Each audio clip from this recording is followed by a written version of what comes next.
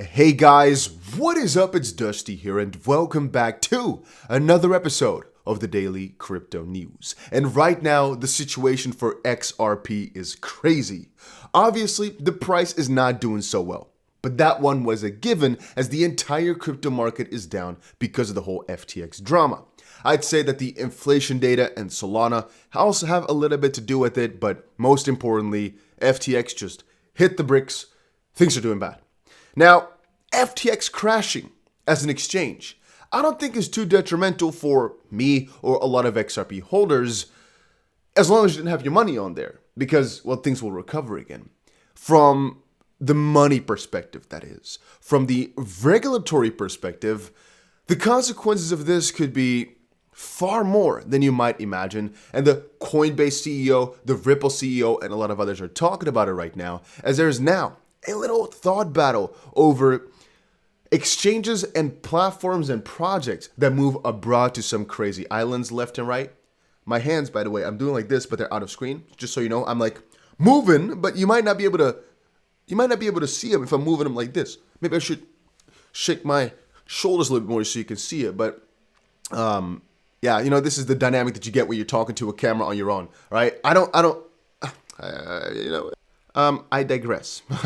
There's a little battle going on between these exchanges and projects that have moved abroad, basically, to some crazy island, and the ones that are staying in the US. Because right now, with FTX basically being kinda US, even though this does not entail the whole FTX US company, it's FTX itself, the FTX official, FTX.com, not FTX US.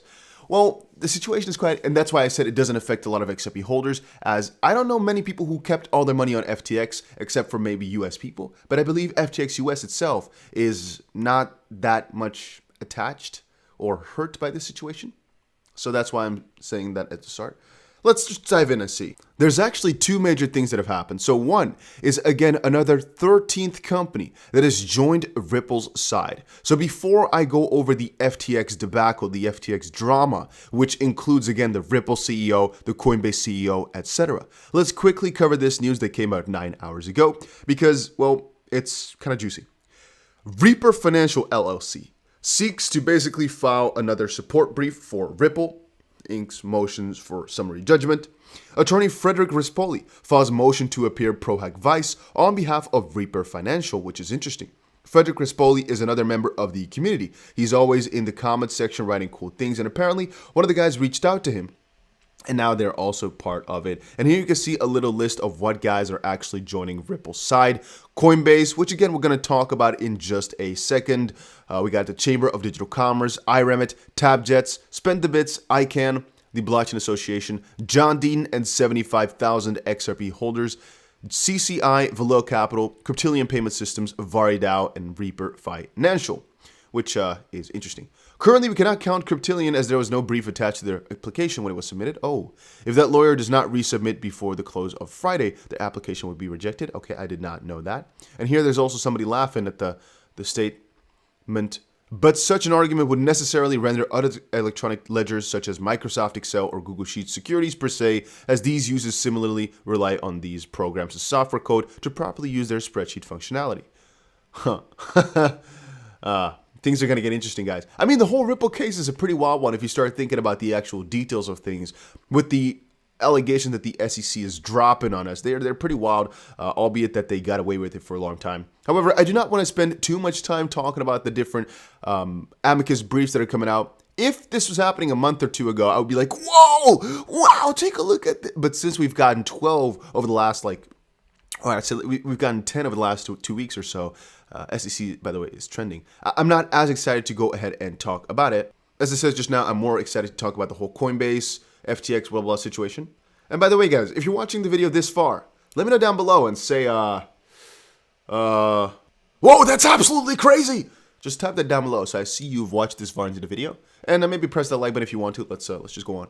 Yeah, so I got it open hopefully right here. There's a little interesting discussion, and it all started out with Elizabeth Warren. Actually, it starts out one chapter before, which is where a lot of people are tagging the SEC in FTX's different tweets, FTX's different I guess, actions on the interwebs.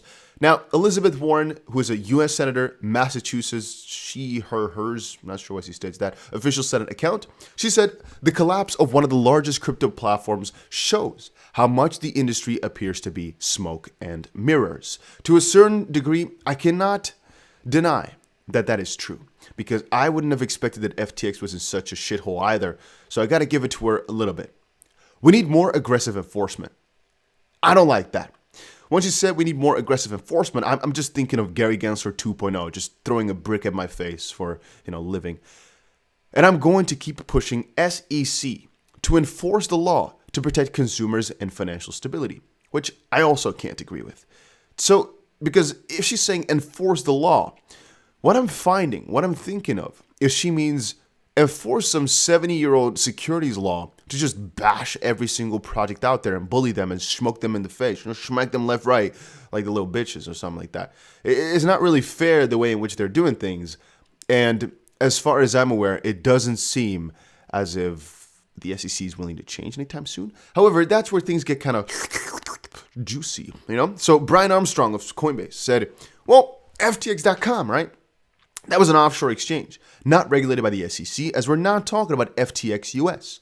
The problem is that SEC failed to create regulatory clarity here in the US, so many American investors and 95% of trading activity went offshore. Punishing US companies for this makes absolutely no sense.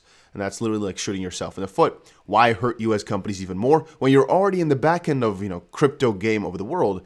And even though it hurt US investors, sure, it's not a US company. They don't really have jurisdiction over this, as again, the majority of trading volume is somewhere else. What really can they do? Hurt the FTX US department because their subsidiary somewhere else is doing something wrong? Well, but that's kind of strange because it's not the same company, if you guys get my drift. Now, Brad Garlinghouse said, Senator Warren, Brian is right. To protect consumers, we need regulatory guidance for companies that ensures trust and transparency. There's a reason why most crypto trading is offshore. Companies have zero guidance on how to comply here in the US. And more importantly, guys, this is a little intermediary right here. More importantly, companies like, for example, Coinbase, even though I don't use it myself, are so trusted because they have such rigorous processing of data now that they're public. All the information is out there for the public to see. But even before they went public, just before, there are so many people having insights into the company because they were US based and they wanted to keep it that way. Even though they didn't get the proper clarity, they would try to be as transparent, within little quotations, as possible to basically comply with the law as much as possible as well. If the US is opens their arms a little bit like, hey, my brother, there's a very good chance that because of the way in which they're doing things then, these companies will publish all their data, or at least have to publish all their data. The only thing lacking is the regulatory framework. So these guys should just move abroad, not publish anything, and well, it's kind of fine. To continue, compare that with Singapore, which has a licensing framework, token taxonomy laid out, and much more. They can appropriately regulate crypto because they've done the work to define what good looks like. And no, all tokens aren't securities, despite what Chair Gensler insists. And then there's also John motherfreaking Deaton, like a beast, saying, Senator, I've contacted your office multiple times about the 75,000 XRP holders, 300 from Massachusetts, which she represents. And you and your staff have ignored us the entire time. So that's kind of like, hey, don't throw up this charade of saying, I think we need to look out for crypto for the people to protect consumers and financial stability. When in reality, it's like, well, I care for Twitter, but I don't care in real. Because that's kind of, I don't want to show her too much. You might not understand why. But yeah, it's just kind of like smoke and mirrors as well. Because she's calling out FTX for being that, or the crypto space for being that. But she's like, well, I'm a U.S. Senator, Massachusetts. I really do my best to protect my peoples. And then 75,000 people stand up, and she's like, well, I don't see anything wrong here. I don't see anything wrong. Let me go look at you with my day. Point being, nobody's perfect, man. The higher-ups, they're not doing a proper job. These exchanges, a lot of them are kind of scary if you start thinking about it. The main takeaway, like I said in my previous video, is if you can, right? Use freaking hardware wallets. If you can't, I'd personally stay with the big Bs. That's the guys that I know very well. Personally, my favorite ones are Binance and Bybit, both of which are gonna have some links down below. These are the exchanges that I personally use. Bybit is my favorite exchange in the world. I love the CEO. I swear to God, if I don't know, if he told me to, no, let me not say that. But that man, I swear to God, he's one of the best people in my life that I've ever met. The Bybit CEO, such a great guy. With Binance, it's a little bit more corporate, so less chill, but also amazing people, and I trust them a lot, Even though they're not going to buy FTX, I trust them a lot, and that helps out a lot. But I should also say, if you are unfamiliar with the whole inflation, Solana, FTX drama that happened on the rest, check out my previous video that I made about an hour or 3 or so ago, depending on when I published this. Yeah, I got to get to publishing because there's some crazy stuff happening. And by the way, over in London at Token 2049, if any of you guys are interested in meeting up, let me know on Instagram or something like that. And I'll see you guys again in another crypto video later today. Things are not that good, but things are doing pretty good overall. I mean, it's crypto, so we're here for the tech anyway, right?